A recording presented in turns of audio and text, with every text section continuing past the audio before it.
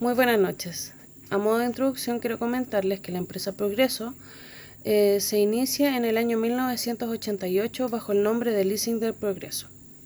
Esta fue creada para financiar a parte de los clientes de la empresa comercial Lo Espejo, Maquinarias y Equipamientos Sociedad Anónima, CLEMSA, una sociedad también relacionada al área del leasing.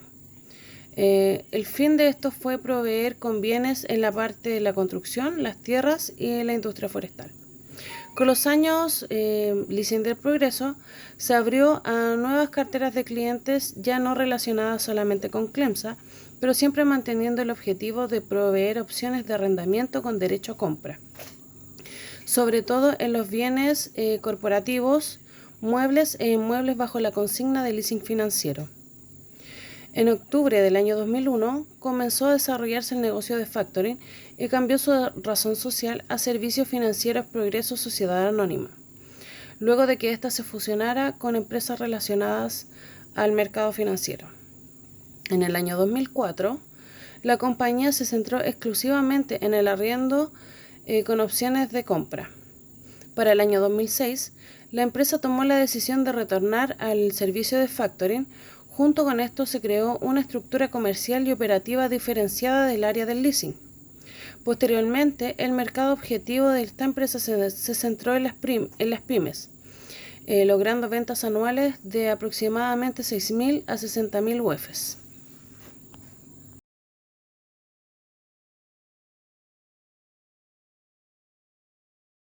Muy buenas tardes, profesor. Uno de los temas a tratar en este trabajo es sobre la escritura de la Constitución Legal de la Sociedad. Nosotros encontramos dos informes muy importantes para la empresa de servicios financieros Progreso Sociedad Anónima. En primera instancia, acá vamos a apreciar un registro de una copia de inscripción en el Registro de Comercio de Santiago. ¿Qué quiere decir esto? Que en el conservador de bienes raíces se adjunta un acta correspondiente a la sociedad que da a nombre de Servicio Financiero Progreso Sociedad Anónima. Esta queda inscrita en el FOJAS 10.150 del Registro de Comercio de Santiago del año 1988. También se aprecia que el 7 de mayo del año 2021 ningún socio haya puesto término a la sociedad. ¿Qué quiere decir esto? Que este papel de registro de comercio de Santiago es un papel muy actual. Por otra parte, esta nueva lámina de Servicio de Impuesto Interno nos dice que el día 19 de octubre del año 2018, don Cristian Álvarez, en calidad de representante legal de la empresa Servicios Financieros, con un RUT ya establecido 90-146-000-0, esta empresa tiene un domicilio fijo, es en Miraflores 222 de la comuna de Santiago. Y acá se pide expresamente la autorización de incluir la carpeta tributaria electrónica.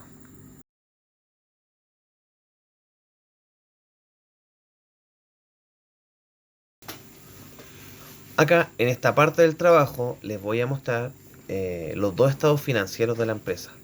Primero, el balance general y luego el estado de resultados. En el balance general, este se puede definir como la situación patrimonial o como la situación financiera de una empresa en un momento determinado. Esta nos muestra cómo se obtuvieron los ingresos, hacia dónde o hacia qué área se destinaron los recursos y de qué forma se pudieron financiar. Este balance nos permite identificar, en base a los datos financieros aportados, los pasivos, activos y su patrimonio neto. En los pasivos están las deudas y obligaciones económicas de la empresa. En los activos están los bienes y derechos de la empresa. Y su patrimonio neto, este es súper importante, ya que nos ayuda a tener una mejor claridad para enfrentar las decisiones a futuro. La segunda parte son los estados de resultados que componen los siguientes elementos: los ingresos, gastos y notas de estado financiero. Los ingresos, estos recursos fueron obtenidos por la realización de una actividad económica y estos contribuyen al aumento del patrimonio de la empresa. En cambio, los gastos es el desembolso del dinero que se destina para poder utilizar un servicio o más bien para poner un bien en condiciones de venta. En cambio, las notas a los estados financieros, estos son los datos que se encuentran dentro de los estados financieros, pero de igual manera son los registros de gran relevancia que podemos ver reflejados en nuestra empresa.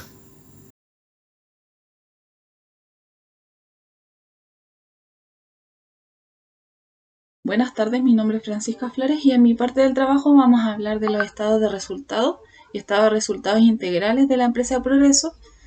Y bueno, para comenzar con mi presentación me gustaría definir qué es un estado de resultados. En pocas palabras, es la medida del desempeño de una empresa a través de la revelación de sus ingresos, costos y gastos.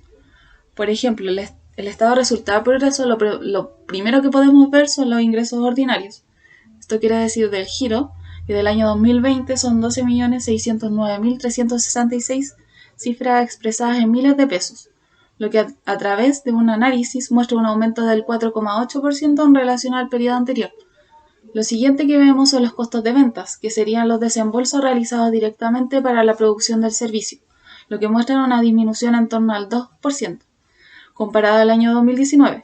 La relación de ingresos menos costos nos da una ganancia bruta de 8.297.629, que presenta una variación positiva del 8,6%. En resumen, Progreso ha logrado facturar más a la vez que disminuye sus costos, teniendo como consecuencia una mayor ganancia bruta. Posteriormente, empezamos a añadir y deducir según sea el caso. En primer lugar, nos encontramos con otras ganancias, aquellas que no tienen nada que ver directamente con el giro. Luego, los gastos administrativos, como por ejemplo el sueldo del gerente, los costos financieros, por ejemplo, intereses pagados, y la diferencia de cambio, que en esta ocasión es una ganancia originada en el mayor valor de las divisas que maneja la empresa.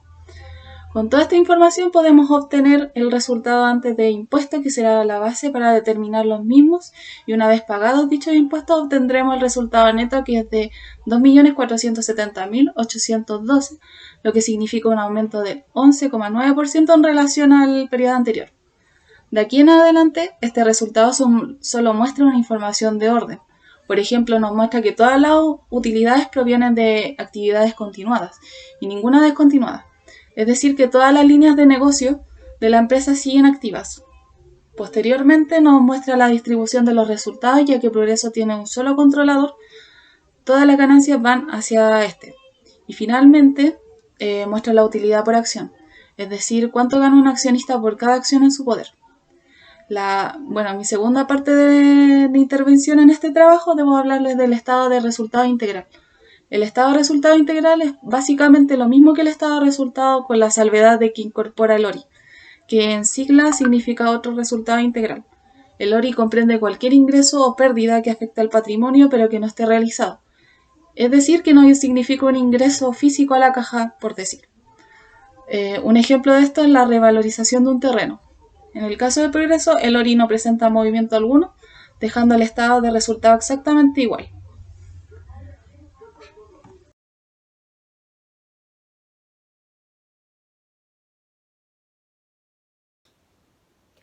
Situación financiera. Los activos corrientes entre el año 2020 y 2019 llegaron a la conclusión que en el año 2019 hubo más activos corrientes que en el año 2020. Los activos no corrientes. Este resultado fue lo contrario que los activos corrientes, es decir, el 2020 hubo más ganancia de activos no corrientes. Sobre el pasivo corriente se analizaron entre los 2 años 2019 y 2020. El análisis tuvo como resultado que en el 2020 hubo una mayor ganancia de pasivos corrientes. Sobre el pasivo no corriente se llegó como resultado que en el 2019 hubo más ganancia de pasivos no corrientes. Sobre el patrimonio. Se hizo un análisis y en ese salió como resultado que el año 2019 fue el año con más ganancia.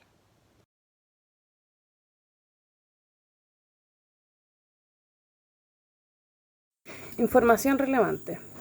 Un hito importante se crea el 7 de mayo del 2007 bajo la autorización entregada por la Superintendencia de Valores y Seguros a la empresa Progreso. Esta dice que podrá utilizar durante 10 años la primera línea de los efectos económicos por la suma de 5.000 millones, destinada principalmente a financiar las operaciones de factoring. Por otro lado, con relación al área de leasing, podemos señalar que es el producto más importante de esta sociedad, representada el 31 de diciembre del 2014, el 66% del total de los activos de esta empresa y el 86% del total de las colaciones, las cuales ascienden a la suma aproximada de 45.000 millones. Además, este producto es responsable del 83% de los ingresos totales que sumaron aproximadamente 12.000 millones al 31 de diciembre del 2013. Este segmento del negocio representó también el 85% de la cartera y el 80% de los ingresos totales que obtuvo la empresa Progreso S.A.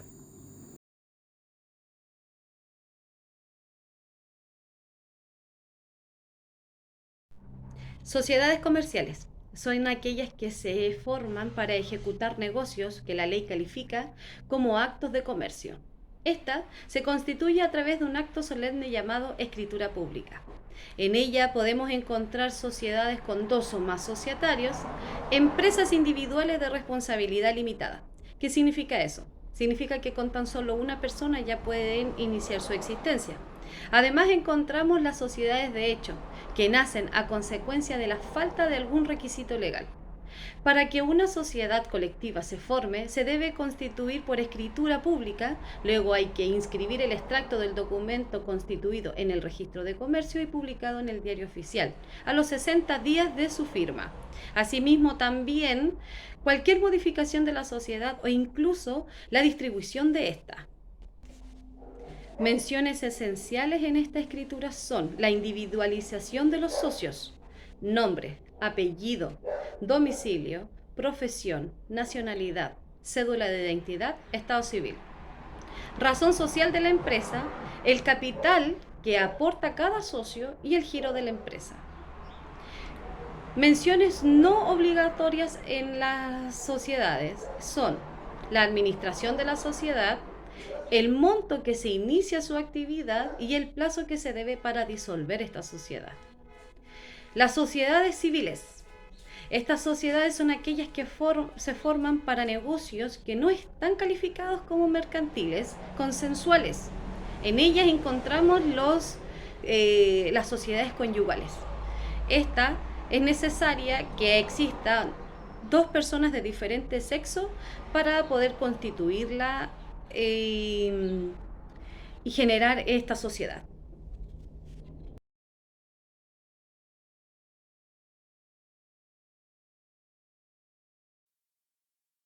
Bueno, si continuamos hablando de las sociedades comerciales, podemos decir que hay 5 tipos de estas. Está la sociedad por acciones, la sociedad anónima, la sociedad de responsabilidad limitada, la sociedad colectiva comercial y la sociedad en comandita. La sociedad de responsabilidad limitada, como el nombre lo dice, sus socios responden de manera limitada, solo hasta el monto de su aporte. Y estas sociedades pueden tener entre 2 y 50 socios. Pasando a las sociedades anónimas, en estas el aporte, los derechos de los socios está representado en acciones. Las sociedades anónimas se dividen en sociedad anónima abierta y sociedad anónima cerrada. La sociedad anónima abierta son las que tienen más de 500 socios, donde las acciones son de oferta pública y su sigla se representa como SAA, Sociedad Anónima Abierta. Y la sociedad anónima cerrada es donde tiene entre 2 y 20 socios, sus acciones no son de oferta pública y su sigla se representa como SAC, Sociedad Anónima Cerrada. Si pasamos a la muy usada últimamente sociedad SPA, Sociedad por Acciones, la sociedad por acciones puede tener 1 o más socios y sus socios responden también de manera limitada, solo por el monto de su aporte. Y cuando se constituye el nombre de la sociedad, siempre debe ir terminado con un SPA. Sociedad, el nombre fantasía y sociedad por acciones. En la sociedad colectiva comercial ya pasamos a otro tipo de sociedad donde es de responsabilidad ilimitada, o sea que ya el socio debe responder con su patrimonio personal. Esta sociedad se arma de 2 o más socios. Y por último, la sociedad en comandita también se arma entre 2 o más socios. Y aquí existen 2 tipos de socios, que es el socio comanditario y el socio gestor.